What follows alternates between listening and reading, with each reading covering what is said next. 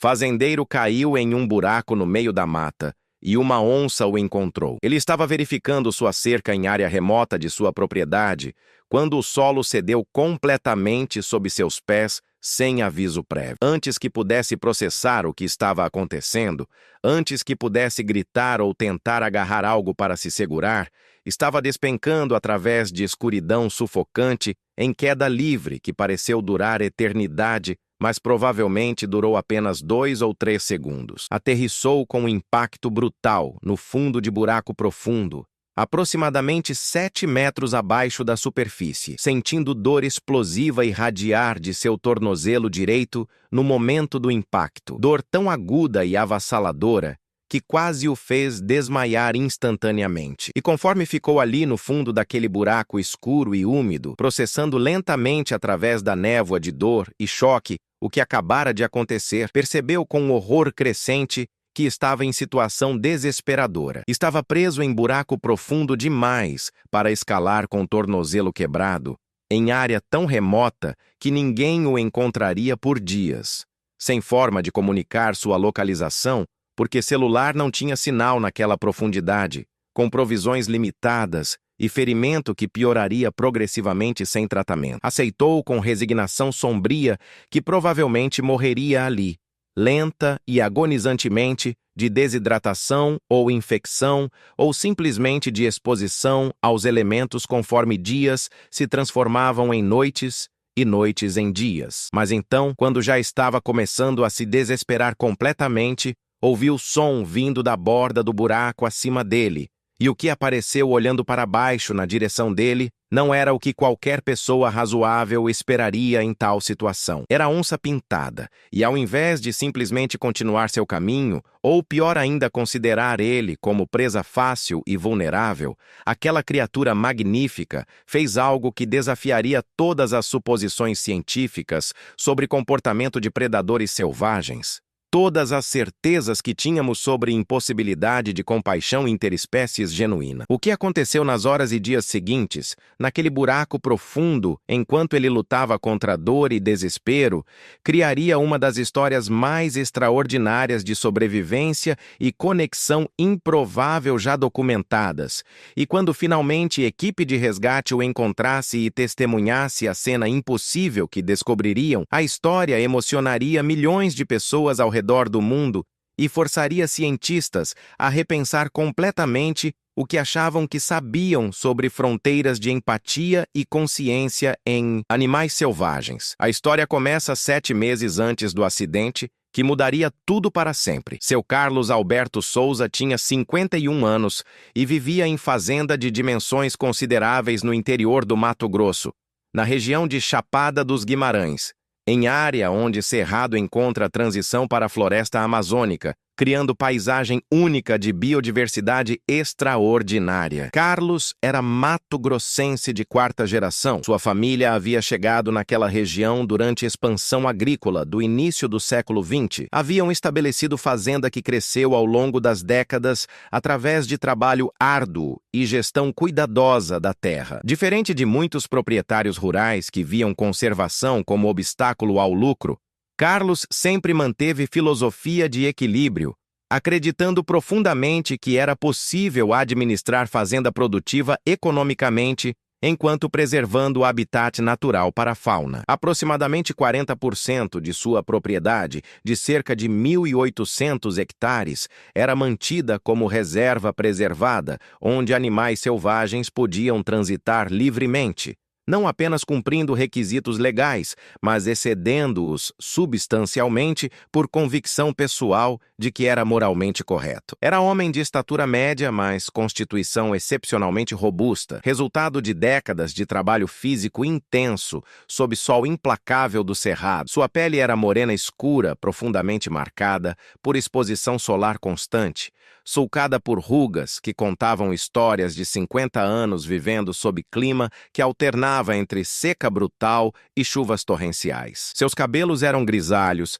mas ainda relativamente fartos, sempre cobertos por chapéu de palha tradicional de aba larga, essencial para a proteção contra a insolação. Usava invariavelmente camisas de manga comprida de algodão para proteção contra sol e vegetação espinhosa característica do cerrado, calças jeans desgastadas mais resistentes e botas de couro que subiam até meio da panturrilha, absolutamente necessárias para a proteção contra cobras venenosas, que eram ameaça constante na região. Suas mãos eram grandes e profundamente calejadas, marcadas por cicatrizes de incontáveis pequenos acidentes acumulados ao longo de vida inteira trabalhando com gado, máquinas agrícolas, cercas de arame farpado e os 1000 perigos que a existência rural apresentava diariamente. Carlos era casado havia 26 anos com Teresa, união sólida construída sobre amor genuíno, valores compartilhados sobre família e terra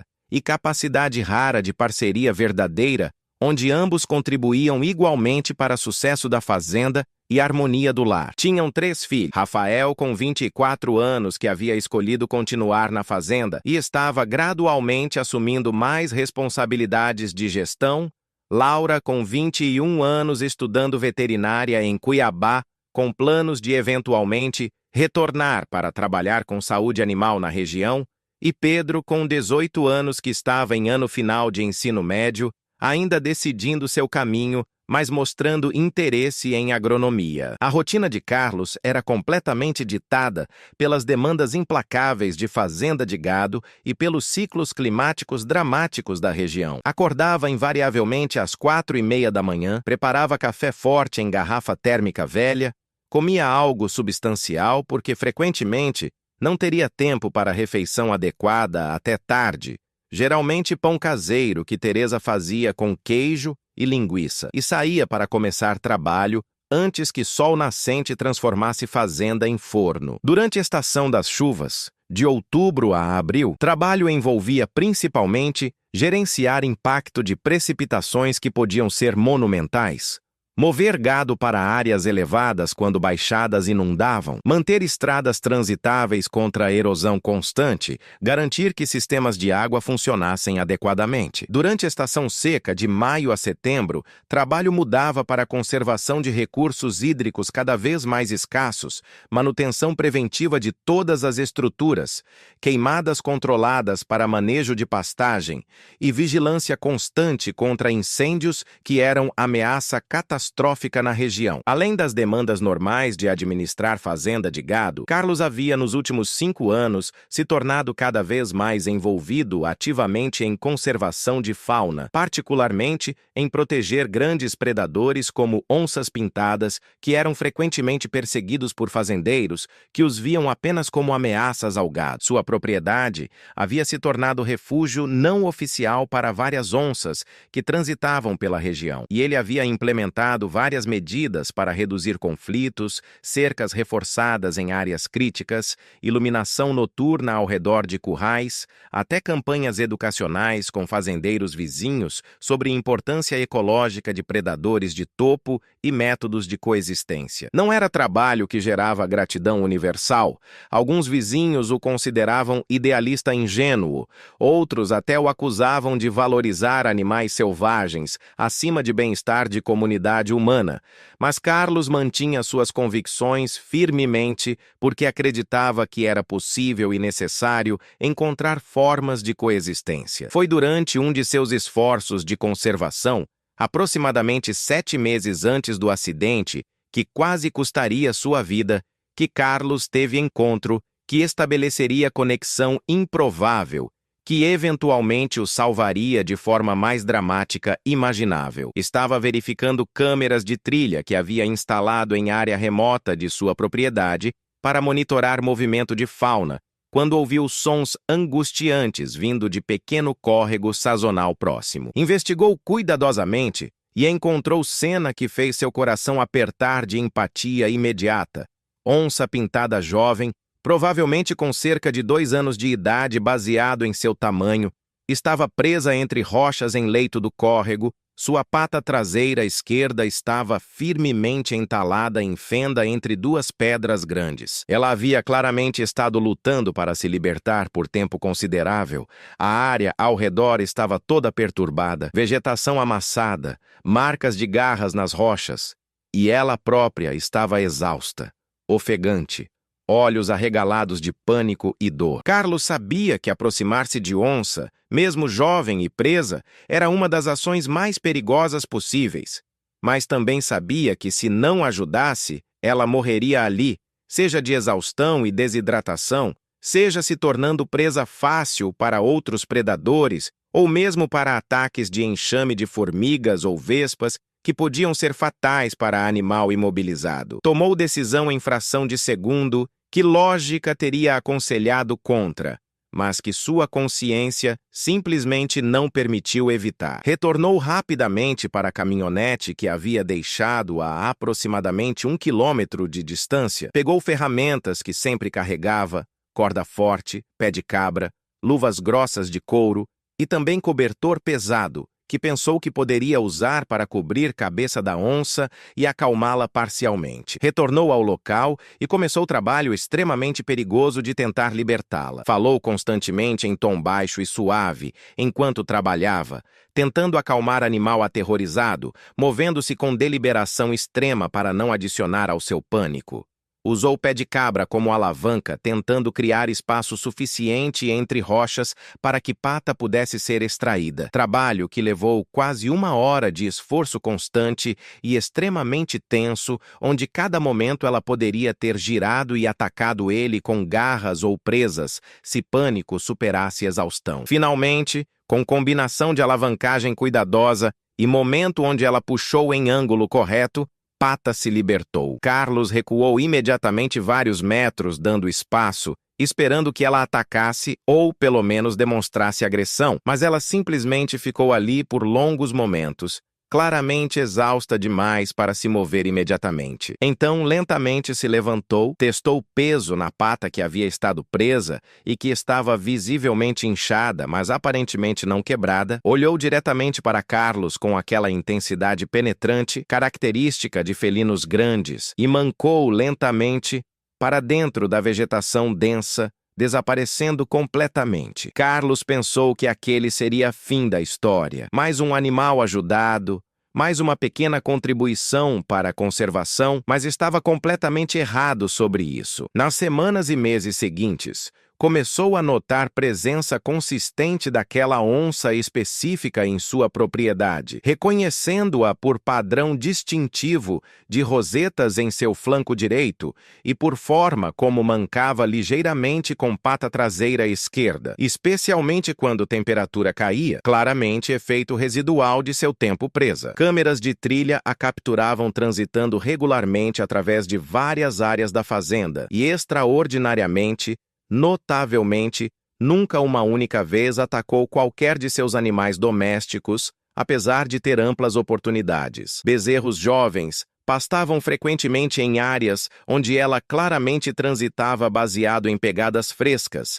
Galinhas vagavam durante o dia em quintais próximos à borda da mata onde ela habitava, mas nenhum ataque ocorria jamais. Era como se acordo tácito, mas real, havia sido estabelecido. Ela podia usar propriedade como parte de seu território, mas respeitaria animais que pertenciam ao homem que a havia libertado. Carlos às vezes ficava na varanda de sua casa durante fins de tarde, olhando para a linha de árvores que marcava a transição entre áreas manejadas e mata preservada, perguntando-se se ela estava ali, observando-o de volta através da vegetação e, ocasionalmente, apenas ocasionalmente, captava vislumbre de pelagem dourada manchada, movendo-se entre sombras. Confirmação silenciosa de vigilância mútua. E então chegou aquele dia terrível que testaria aquele vínculo improvável de forma mais dramática e inesperada possível. Era tarde de terça-feira, em final de junho, período de seca quando o céu permanecia implacavelmente azul por semanas, quando a vegetação ficava ressecada e quebradiça, quando o trabalho na fazenda incluía verificações constantes de cercas e fontes de água. Carlos havia saído sozinho para verificar cerca em área particularmente remota, no extremo norte de sua propriedade, região que fazia divisa com área de proteção ambiental estadual e onde fauna transitava livremente entre terras. Havia informado Teresa e Rafael sobre onde estaria, algo que sempre fazia por precaução básica, e havia partido em sua caminhonete velha, mas confiável, levando água abundante, ferramentas básicas e radiocomunicador, embora soubesse que alcance era limitado naquela distância. Dirigiu o mais longe que estrada de terra permitia. Então continuou a pé por aproximadamente 3 quilômetros através de trilha estreita, que ele mesmo havia criado ao longo dos anos através de uso repetido. Estava verificando seção de cerca próxima, a formação rochosa característica quando aconteceu. O solo naquela área era geologicamente instável, calcário poroso que água ao longo de milênios havia corroído, criando sistema de cavernas e buracos subterrâneos, fenômeno comum em Chapada dos Guimarães, mas sempre imprevisível e perigoso. Carlos havia pisado em área que externamente parecia completamente sólida, coberta por vegetação e solo compactado, mas que era na verdade apenas crosta fina sobre vazio embaixo. Seu peso foi suficiente para romper aquela crosta frágil e de repente não havia nada sob seus pés. Estava caindo através de escuridão em queda que seu cérebro registrou como durando impossível eternidade, mas que na realidade foram provavelmente apenas 2 segundos antes de aterrissar com força brutal no fundo de buraco. Impacto expeliu todo o ar de seus pulmões em explosão involuntária. Enviou ondas de dor radiando de múltiplos pontos de seu corpo simultaneamente, e por vários segundos ele simplesmente ficou ali atordoado demais para processar o que havia acontecido. Quando finalmente recuperou orientação suficiente para avaliar a situação, percebeu que estava em problema extremamente sério. Estava no fundo de buraco de formato irregular, aproximadamente 7 metros de profundidade, baseado em quão pequena a abertura acima parecia, com paredes de rocha e terra que eram essencialmente impossíveis de escalar sem equipamento especializado. Seu tornozelo direito estava enviando sinais de dor tão intensos que sabia imediatamente que estava quebrado, ou pelo menos severamente torcido. Quando tentou colocar qualquer peso nele, dor era tão aguda que quase o fez desmaiar. Sua mão esquerda também havia sido ferida no impacto. Não quebrada, mas profundamente cortada por rocha afiada, sangrando abundantemente. Tinha várias outras contusões e arranhões por todo o corpo, mas aqueles 2 ferimentos eram os críticos. Verificou bolsos freneticamente e descobriu com alívio que ainda tinha celular.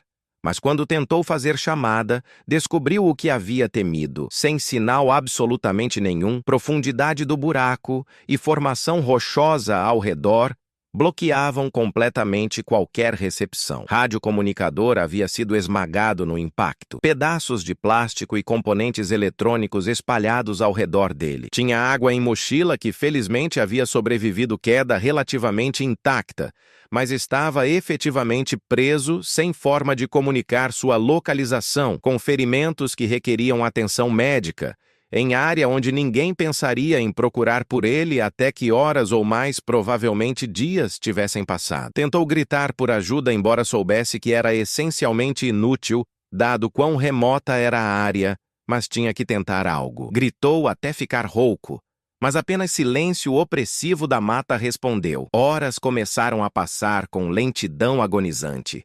Sol, que havia estado alto quando caiu, começou sua trajetória descendente através do céu, pedaço de céu azul visível através da abertura acima dele, gradualmente mudando de cor conforme tarde avançava. Carlos tentou repetidamente encontrar forma de escalar paredes do buraco, mas combinação de tornozelo quebrado que tornava impossível colocar qualquer peso em perna direita e paredes que eram alternadamente rocha lisa ou terra solta, que desmoronava ao toque, tornava absolutamente impossível fazer qualquer progresso. Usou parte de sua camisa rasgada para fazer bandagem improvisada ao redor de tornozelo, tentando estabilizá-lo e reduzir inchaço, e usou outra parte para pressionar contra corte em sua mão, tentando estancar sangramento, que felizmente não era tão severo quanto inicialmente parecera. Bebeu água conservadoramente, sabendo que precisava fazer durar tempo indeterminado. Tentou manter calma.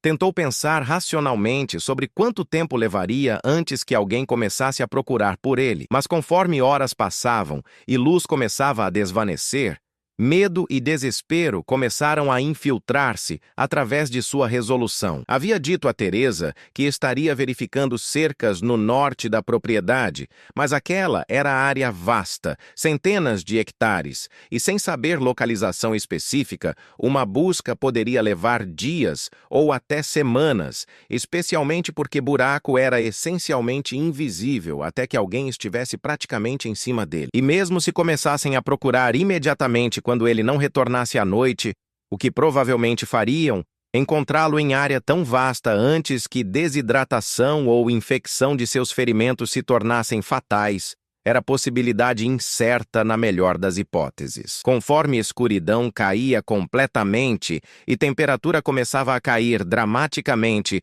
como sempre acontecia em noites de cerrado, Carlos teve que confrontar possibilidade muito real de que morreria ali naquele buraco, sozinho e em dor, possivelmente consciente e sofrendo por dias, antes que fim finalmente chegasse. Pensou em Teresa, em seus filhos, em vida que havia construído, em tudo que ainda queria fazer e ver, e sentiu lágrimas de frustração e tristeza rolando por seu rosto. Não era medo da morte em si que o perturbava mais profundamente, era tristeza de deixar aqueles que amava sem ter chance de se despedir adequadamente, de ter fim tão solitário e sem sentido após vida inteira de trabalho duro e tentativas de fazer diferença. Foi então, quando estava em momento de maior desespero, quando dor e frio e solidão estavam quase esmagando sua capacidade de manter esperança, que ouviu som vindo de cima, som de algo se movendo através da vegetação acima do buraco. Parte dele esperou que fossem já equipes de busca, mas sabia que era impossível. Era muito cedo ainda. Eles nem saberiam que ele estava desaparecido por várias horas ainda. Então viu forma aparecer na borda do buraco.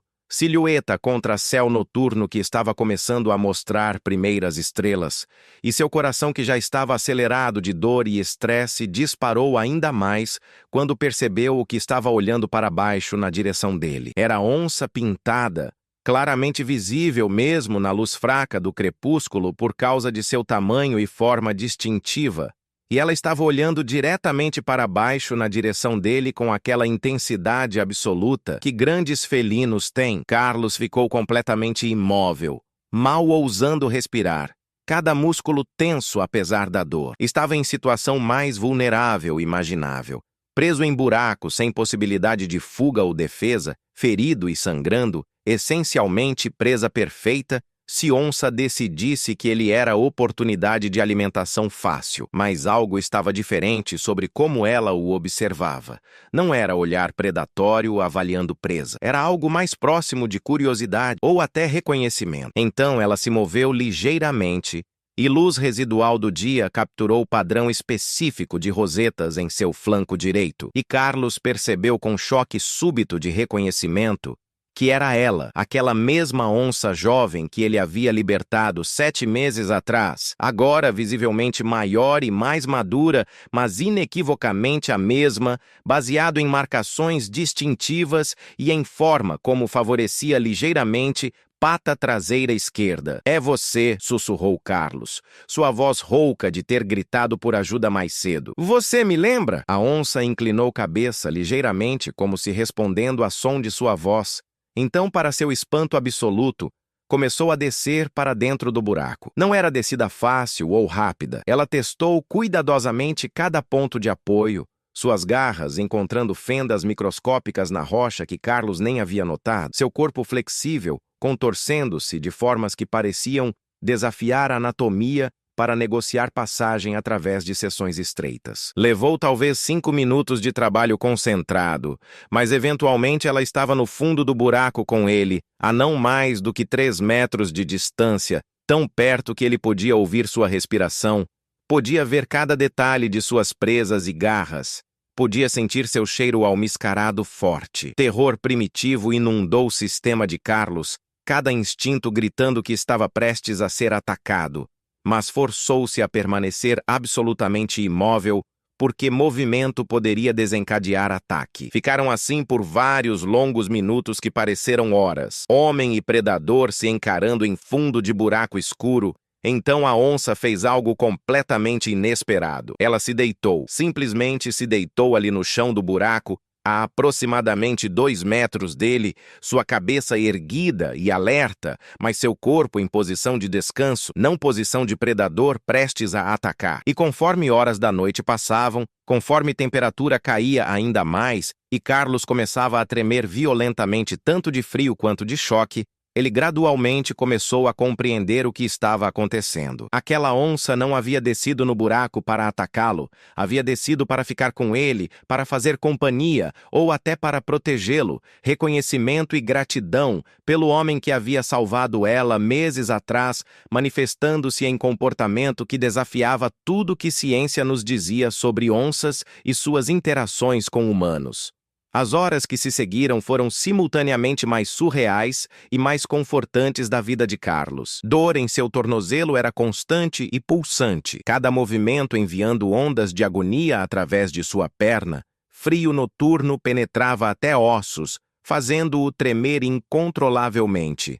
Mas através de tudo isso, a onça permaneceu. Não apenas permaneceu ali, mas ativamente se moveu mais perto conforme noite progredia, até que estava deitada parcialmente contra ele, seu corpo grande e quente, fornecendo calor vital que estava literalmente prevenindo hipotermia que poderia tê-lo matado antes que resgate chegasse. Carlos, através de névoa de dor e exaustão, encontrou-se falando com ela em sussurros baixos, contando sobre sua vida, sobre sua família, sobre como grato estava por sua presença improvável, e ela ocasionalmente respondia com sons baixos de garganta que não eram nem rosnados nem ronronos, mas algo intermédio, comunicação que transcendia a linguagem. Em certo ponto da noite, quando Carlos estava começando a derivar para sono ou inconsciência induzida por dor e exaustão, sentiu algo áspero contra seu rosto,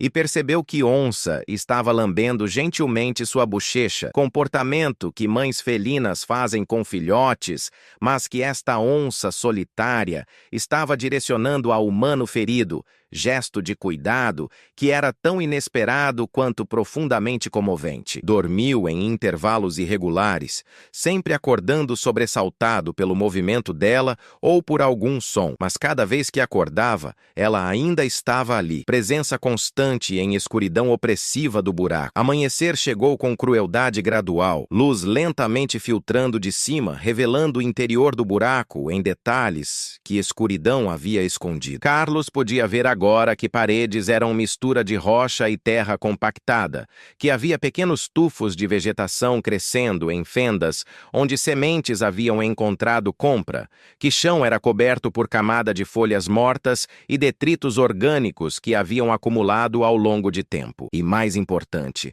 podia ver a onça claramente pela primeira vez desde que havia descido. Podia ver que ela era fêmea jovem magnificamente bonita, provavelmente pesando cerca de 65 quilos, sua pelagem dourada com rosetas negras perfeitamente desenhadas, seus olhos dourados observando-o com inteligência que era impossível não reconhecer como genuína. Foi aproximadamente às 8 da manhã, baseado em posição do sol que ele podia ver através da abertura acima, quando finalmente ouviram sons que indicavam que ajuda estava chegando. Vozes humanas gritando seu nome, sons de pessoas movendo-se através da vegetação, latidos de cães que claramente estavam sendo usados para rastrear. Carlos tentou gritar em resposta, mas sua voz estava rouca demais de desidratação e de ter gritado no dia anterior, conseguiu produzir apenas som fraco, que não carregaria longe o suficiente. Mas a onça, como se entendendo situação,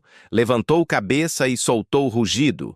Não rugido de ameaça, mas chamado territorial forte que ecoou através da mata, e certamente seria audível a distância considerável. Vozes acima mudaram imediatamente de tom, tornando-se mais urgentes, mais próximas, e dentro de minutos rostos apareceram na borda do buraco olhando para baixo. Carlos reconheceu Rafael, seu filho, e 2 de seus trabalhadores mais experientes, Marcos e José, que haviam trabalhado na fazenda por mais de 15 anos. Pai! Pai, você está bem? Meu Deus, tem uma onça aí embaixo com você! Gritou Rafael, sua voz cheia de alívio de ter encontrado o pai vivo misturado com terror óbvio ao ver predador tão próximo dele. Estou ferido, mas vivo, Carlos conseguiu responder, sua voz fraca, mas audível. A onça não vai atacar. Ela ficou comigo a noite inteira. Ela me manteve aquecido.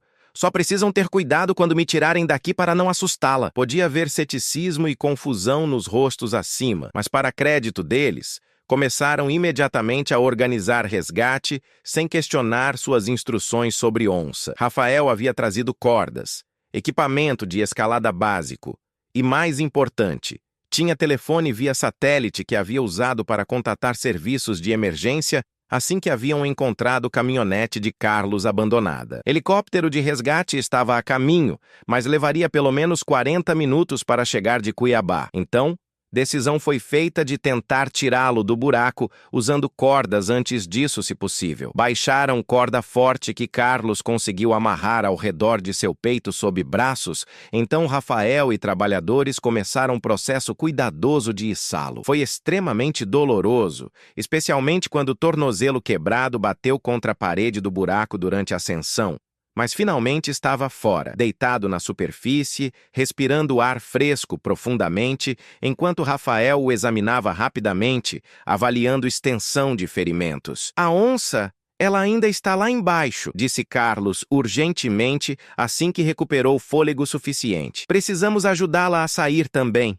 Ela desceu para ficar comigo e agora está presa. Rafael olhou para o pai como se questionando se dor e trauma haviam afetado seu julgamento, mas então olhou para o buraco e viu onça, ainda lá embaixo, olhando para cima na direção deles, e algo em postura dela, em como observava especificamente Carlos, fez Rafael pausar. Está bem, pai. Vamos dar ela a chance de sair sozinha. Vamos nos afastar e ver se ela consegue escalar. Moveram Carlos para a área segura a aproximadamente 20 metros de distância, todos mantendo silêncio, e observaram. Levou apenas alguns minutos antes que Onça começasse sua ascensão. Usando mesmo a habilidade extraordinária que havia usado para descer, encontrando pontos de apoio que pareciam impossíveis, seu corpo poderoso puxando-se para cima com força e graça, que eram hipnotizantes de observar. Quando finalmente emergiu no topo, ela pausou por momento olhando na direção de Carlos através da distância, e ele jurou que viu reconhecimento e algo como satisfação em seus olhos. Então ela virou e desapareceu na mata com velocidade que fez parecer que nunca havia estado ali. Carlos foi transportado por helicóptero para o hospital em Cuiabá, onde passou por cirurgia para reparar tornozelo quebrado, procedimento que levou 3 horas e resultou em inserção de pinos metálicos para estabilizar ossos que haviam sido fragmentados no impacto. Passou 5 dias hospitalizado, tempo durante qual história do que havia acontecido começou a circular primeiro localmente, depois regionalmente e eventualmente nacionalmente, conforme jornalistas captaram relato e reconheceram seu potencial emocional extraordinário. Fazendeiro preso em buraco profundo, salvo de hipotermia por onça que ele havia resgatado meses antes, que havia descido no buraco para fazer companhia e fornecer calor durante noite fria, que havia até chamado a atenção de equipe de resgate com seu rugido quando ele estava fraco demais para gritar. Parecia história boa demais para ser verdade. Tipo de conto que circula em comunidades rurais, ganhando detalhes exagerados a cada recontagem. Mas havia Rafael e trabalhadores como testemunhas confiáveis. Havia ferimentos documentados de Carlos que confirmavam que ele realmente havia passado noite em buraco. Havia até gravações de áudio do rugido da onça capturadas acidentalmente por um dos trabalhadores que estava filmando busca com celular. Biólogos de conservação de fauna da Universidade Federal de Mato Grosso ficaram fascinados quando souberam da história. Doutora Beatriz Campos, que havia passado a última década estudando onças pintadas na região, viajou para a fazenda de Carlos assim que recebeu alta hospitalar e retornou para casa. Passou 4 dias completos entrevistando Carlos extensivamente sobre cada detalhe do que havia acontecido, falando com Rafael e trabalhadores que haviam testemunhado parte final do evento. Examinando o buraco e área ao redor, procurando por evidências físicas que pudessem corroborar ou contradizer história, encontramos evidências claras de que onça fêmea esteve dentro do buraco por período prolongado, relatou doutora Beatriz em conferência de imprensa que realizou após completar investigação preliminar. Havia pelos de onça no fundo do buraco, marcas de garras nas paredes consistentes, com descida e ascensão que Sr. Carlos descreveu, área de solo compactado, sugerindo que animal grande havia deitado ali por horas. Mais importante, encontramos pegadas da mesma onça ao redor do buraco antes e depois do incidente, sugerindo que ela visitou o local múltiplas vezes. O padrão comportamental descrito por Sr. Carlos é extraordinário, mas não impossível. Onças têm memória excelente. São capazes de reconhecimento individual de humanos, e estudos recentes sugerem capacidades cognitivas e emocionais muito mais complexas do que tradicionalmente atribuíamos a elas. Mas, doutora Beatriz foi cuidadosa em não fazer alegações definitivas sobre motivações da onça. O que posso confirmar cientificamente é que onça fêmea desceu em buraco onde o humano ferido estava preso e permaneceu com ele durante noite inteira. O que não posso confirmar com certeza absoluta é por que ela fez isso, se foi gratidão deliberada por ter sido salva meses antes ou se havia outros fatores que não compreendemos completamente. No entanto, baseado em tudo que sei sobre comportamento de onças, descer em buraco profundo é ação que apresenta risco significativo para o animal, especialmente risco de ficar presa. Então pergunta se torna: por que esta onça específica tomou esse risco naquele momento específico? Essa questão tornou-se centro de debate entre comunidade científica nos meses seguintes. Doutora Beatriz estabeleceu estudo de longo prazo na fazenda de Carlos, com sua cooperação entusiástica, instalando rede expandida de câmeras de trilha para documentar movimento e comportamento daquela onça específica ao longo do tempo. O que capturaram nos 8 meses seguintes adicionou camadas fascinantes à história. A onça, que a equipe de pesquisa começou a chamar de Gratidão, por falta de nome melhor, transitava regularmente pela propriedade de Carlos e, notavelmente, em dezenas de ocasiões, foi filmada passando perto de onde Carlos estava trabalhando, mantendo distância respeitosa, mas claramente consciente de sua presença, às vezes parando para observá-lo brevemente antes de continuar. Mais extraordinário ainda, câmeras capturaram 3 ocasiões distintas onde Gratidão exibiu comportamento que parecia protetor em relação a Carlos. Uma vez, afastou o grupo de queixadas que estavam se movendo agressivamente na direção de onde ele trabalhava, consertando cerca. Queixadas em grupo podem ser extremamente perigosos quando se sentem ameaçados ou estão protegendo filhotes. Outra vez posicionou-se entre Carlos e Sucuri Grande, que havia se aproximado da área onde ele trabalhava, próximo a córrego, mantendo-se ali até que Serpente retornou para a água. Esses comportamentos são estatisticamente anômalos e sugerem nível de vínculo social que simplesmente não documentamos previamente entre onças selvagens e humanos específicos, explicou doutora Beatriz em artigo que eventualmente publicou em jornal científico internacional especializado em comportamento animal. Comportamento protetor direcionado a indivíduo de outra espécie requer não apenas reconhecimento individual, mas também alguma forma de valorização daquele indivíduo, decisão cognitiva de que vale a pena gastar energia e assumir risco para protegê-lo. Isso expande dramaticamente nosso entendimento sobre complexidade emocional e social de Pantera Onca. A história teve impactos que se estenderam muito além do caso individual de Carlos e Gratidão. A atenção midiática nacional e internacional trouxe também a atenção de autoridades e organizações de conservação para a região de Chapada dos Guimarães e para desafios de coexistência entre fazendeiros e onças. Instituto Chico Mendes de Conservação da Biodiversidade lançou programa piloto na região focado especificamente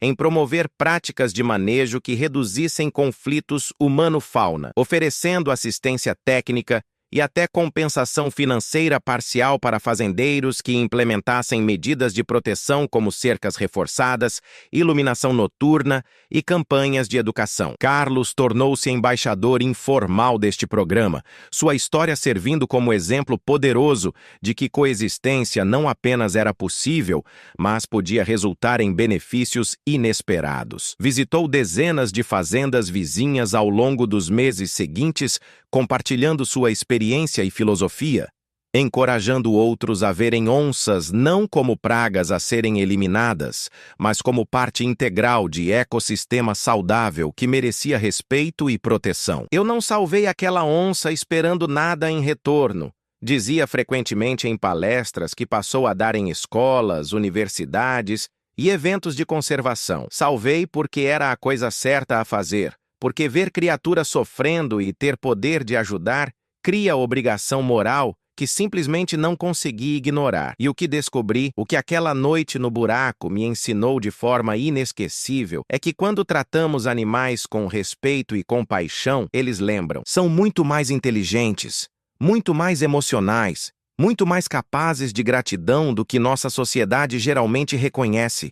Aquela onça salvou minha vida porque eu havia salvado a dela." Isso não é antropomorfização romântica. É reciprocidade real baseada em reconhecimento e memória. E se onça pode fazer isso, quantas outras capacidades animais têm que ainda não reconhecemos ou respeitamos adequadamente? Mensagem ressoava poderosamente, especialmente entre gerações mais jovens.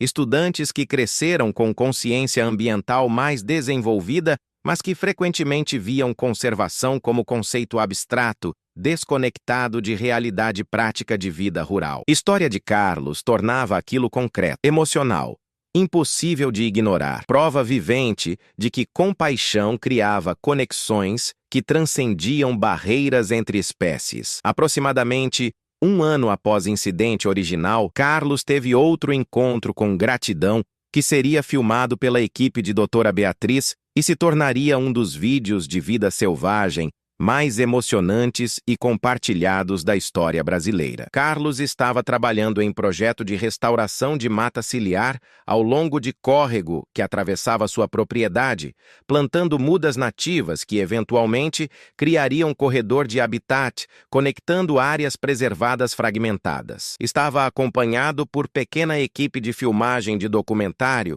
que estava sendo produzido sobre seu trabalho de conservação e sobre história de gratidão. Estavam configurando câmeras para filmar Carlos explicando o processo de plantio quando gratidão apareceu, emergindo da vegetação densa com aquela graça silenciosa característica de grandes felinos, claramente visível na luz da tarde. Equipe de filmagem congelou, câmeras ainda gravando, mas operadores paralisados entre fascínio e medo instintivo. Mas Carlos, que a reconheceu instantaneamente, permaneceu calmo e até sorriu ligeiramente. Gratidão aproximou-se muito mais perto do que havia feito em qualquer encontro documentado desde aquela noite no buraco, chegando a aproximadamente 4 metros dele, distância que, em termos de território de onça, era essencialmente íntimo. E então ela fez algo que fez lágrimas brotarem instantaneamente nos olhos de todos presentes. Ela se deitou completamente,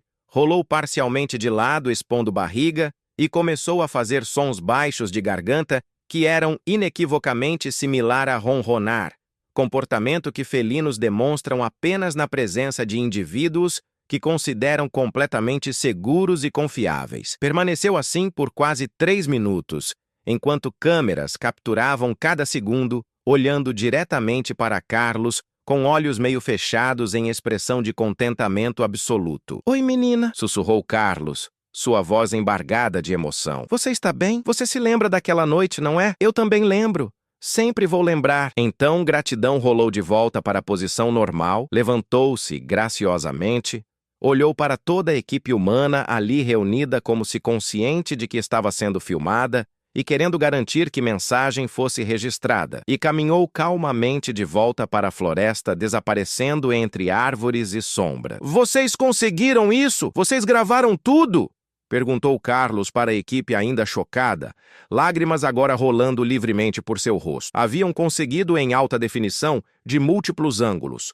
Momento de comunicação profunda entre homem e animal selvagem que desafiava todas as convenções sobre o que era suposto ser possível. Quando o vídeo foi eventualmente lançado como parte de documentário Gratidão Selvagem, o Vínculo Impossível, tornou-se sensação viral absoluta, visto por mais de 40 milhões de pessoas globalmente apenas nos primeiros 3 meses. Compartilhado infinitas vezes com comentários de pessoas emocionadas, céticas, inspiradas, todas processando implicações profundas do que estavam testemunhando. Agora, antes de chegarmos ao desfecho final desta jornada extraordinária, preciso fazer uma pausa e te fazer uma pergunta muito específica. Se você estivesse no lugar de Carlos, no fundo daquele buraco escuro com o tornozelo quebrado, sozinho e com frio, e visse onça descendo na sua direção, qual seria sua primeira reação? Seria terror absoluto, pensando que ia ser atacado? Seria esperança louca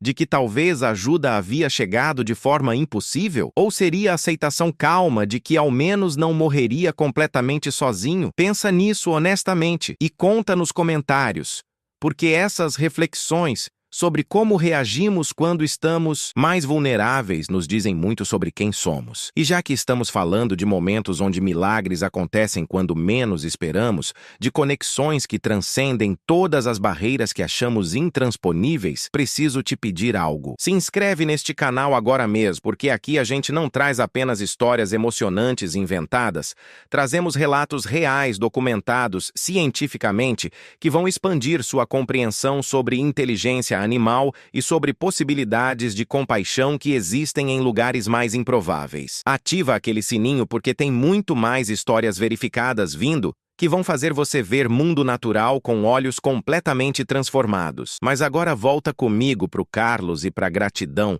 porque o impacto desta história foi muito além do que qualquer um poderia ter imaginado. Hoje, Carlos tem 53 anos, sua perna direita permanece permanentemente afetada por tornozelo que foi tão severamente quebrado. Ele manqueja ligeiramente, especialmente quando a temperatura cai, ou quando chuva se aproxima.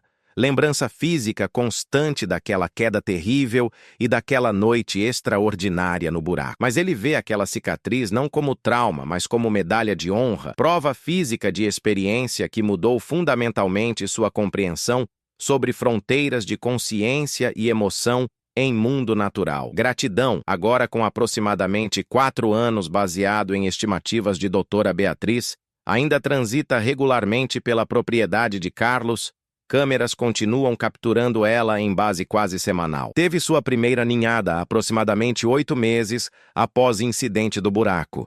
2 filhotes saudáveis, que ocasionalmente aparecem em filmagens seguindo mãe, enquanto ela ensina habilidades essenciais de sobrevivência. E em desenvolvimento que fez a equipe de pesquisa ficar extremamente animada do ponto de vista científico, Gratidão foi observada trazendo seus filhotes para áreas da propriedade próximas aonde Carlos trabalha regularmente, comportamento que sugere fortemente que está ativamente ensinando a próxima geração que aquele humano específico é seguro, está transmitindo conhecimento social sobre relacionamento especial entre ela e Carlos para seus descendentes. Isso é evidência de transmissão cultural em onças pintadas, fenômeno que suspeitávamos existir, mas que nunca havíamos documentado tão claramente, explicou doutora Beatriz em apresentação que fez em Congresso Internacional de Etologia. Se Gratidão está de fato ensinando seus filhotes, através de exemplo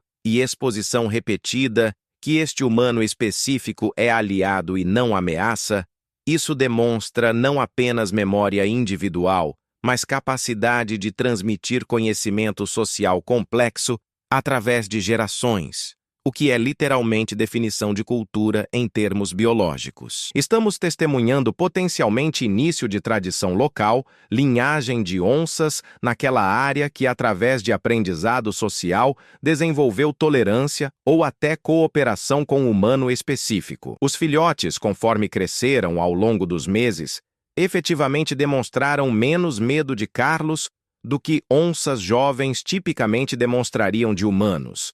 embora mantivessem distância respeitosa apropriada, e nunca se aproximassem tanto quanto mãe ocasionalmente fazia. Foram filmados múltiplas vezes observando Carlos trabalhar de distância segura, claramente curiosos, mas não aterrorizados, padrão comportamental que validava a hipótese de doutora Beatriz sobre transmissão cultural. A fazenda de Carlos tornou-se efetivamente laboratório vivo para pesquisa de comportamento de onças, com estudantes e pesquisadores visitando regularmente para trabalho de campo, monitorando não apenas Gratidão e sua família, mas população mais ampla de onças e outras espécies na região. Tornou-se também destino educacional, recebendo grupos escolares, estudantes universitários de biologia e veterinária, até delegações de outros estados e países interessados em aprender sobre modelo de fazenda que Carlos havia desenvolvido, onde produção agrícola coexistia com conservação ativa de predadores de topo. Carlos sempre recebia visitantes com hospitalidade genuína, compartilhando não apenas história de gratidão, mas filosofia mais ampla sobre por que conservação era não apenas moralmente correta, mas praticamente benéfica. Desde que implementei práticas de conservação sérias aqui, desde que parei de ver fauna como inimigo e comecei a ver como parte de ecossistema que eu preciso manter saudável, minha fazenda prosperou de formas mensuráveis. Explicava frequentemente. Controle natural de pragas melhorou porque mantive habitat para aves de rapina e outros predadores pequenos. Qualidade de solo melhorou porque preservei mata ciliar que previne erosão. Até saúde do gado melhorou porque ecossistema equilibrado significa menos doenças transmitidas por vetores que proliferam quando biodiversidade é destruída. E economicamente nunca perdi mais do que 1 ou 2 animais por ano para predação, perda completamente aceitável comparada com benefícios que recebo. Medo de onças matando gado em massa é vastamente exagerado.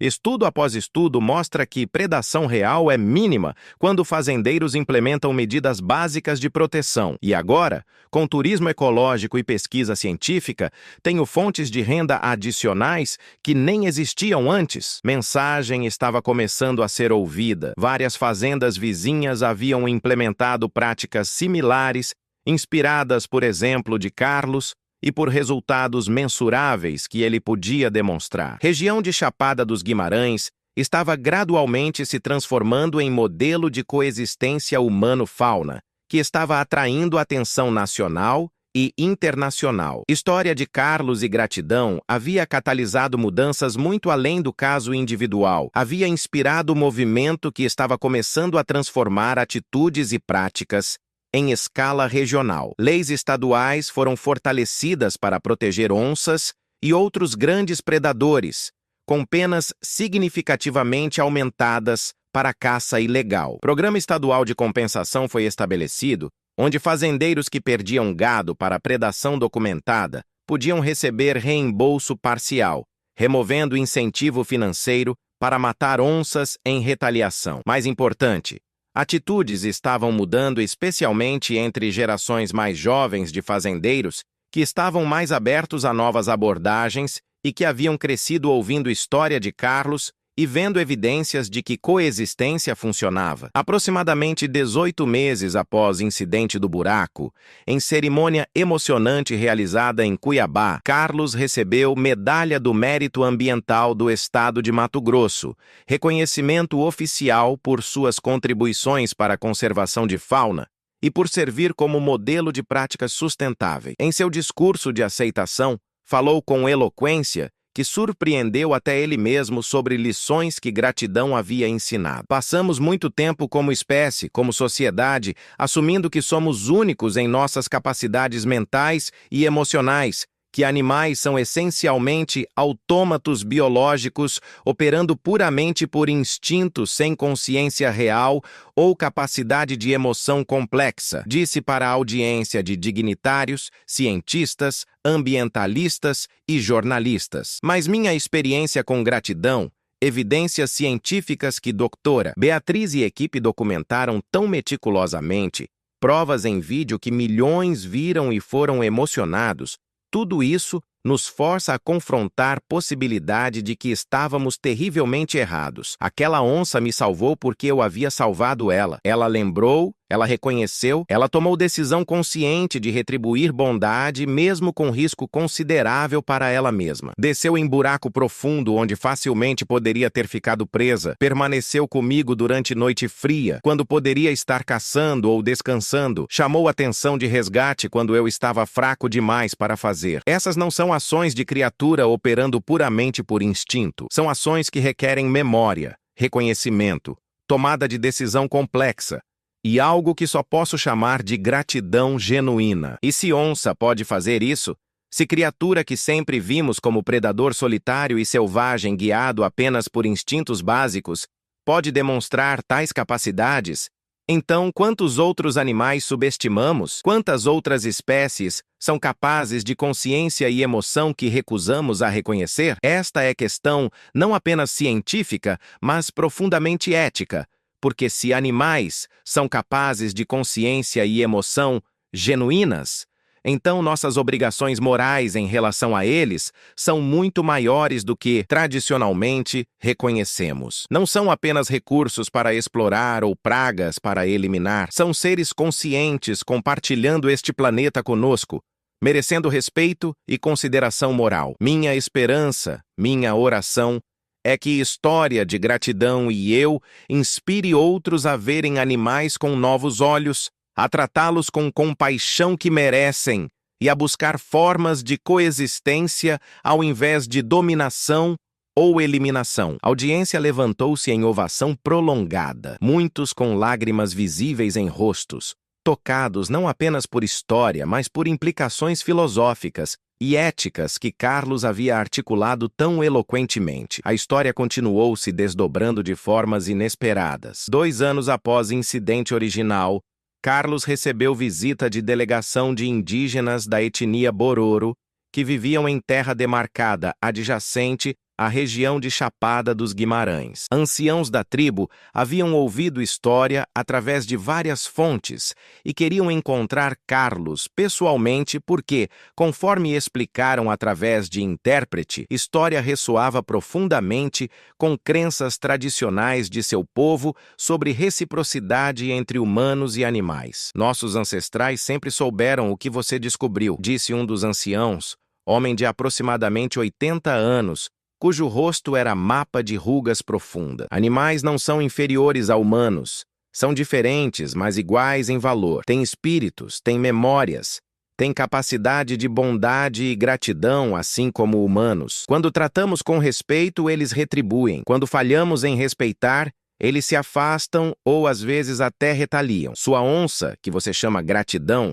ela entende isso. Ela viu bondade em você quando libertou ela e retribuiu quando você precisou. Isso é ordem natural do universo. Reciprocidade que flui através de todas as coisas vivas. Sociedade moderna esqueceu isso, mas você redescobriu através de experiência pessoal. Conversa que seguiu foi profundamente transformadora para Carlos. Abriu perspectivas completamente novas sobre sua experiência, conectando-a com tradições de conhecimento indígena que haviam sido marginalizadas e ignoradas por séculos de colonização e modernização. Começou colaboração contínua entre Carlos e comunidade Bororo, trocas de conhecimento, onde a sabedoria ecológica tradicional encontrava a ciência moderna de conservação, cada enriquecendo o outro de formas que nem sempre eram previsíveis, mas sempre eram valiosas. E assim chegamos ao final desta jornada extraordinária, através de uma queda terrível, de noite impossível no fundo de buraco escuro, de salvação que veio da forma mais improvável imaginável. Se esta história tocou algo profundo em você, se fez você pensar diferente sobre animais e sobre fronteiras de consciência e emoção, então preciso te fazer um convite especial agora. Não é apenas sobre apertar botão de inscrição, embora espero sinceramente que você faça isso porque estamos construindo comunidade de pessoas que acreditam que o mundo natural é muito mais rico,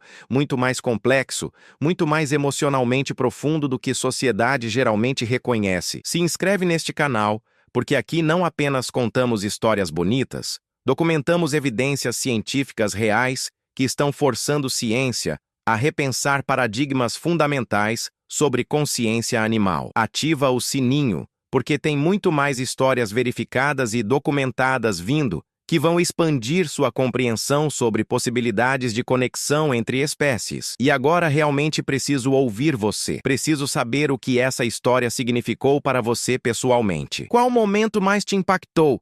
Foi quando Carlos caiu no buraco e percebeu que estava preso? Foi quando viu onça descendo na direção dele e sentiu terror? Foi quando percebeu que ela vinha proteger ao invés de atacar? Foi ela deitando contra ele, fornecendo calor vital? Foi ela chamando equipe de resgate com rugido? Foi encontro 1 ano depois, quando ela rolou de barriga expondo vulnerabilidade total? Conta nos comentários, porque essas conversas são o que transforma a audiência em comunidade real, o que dá significado profundo a este trabalho que fazemos aqui.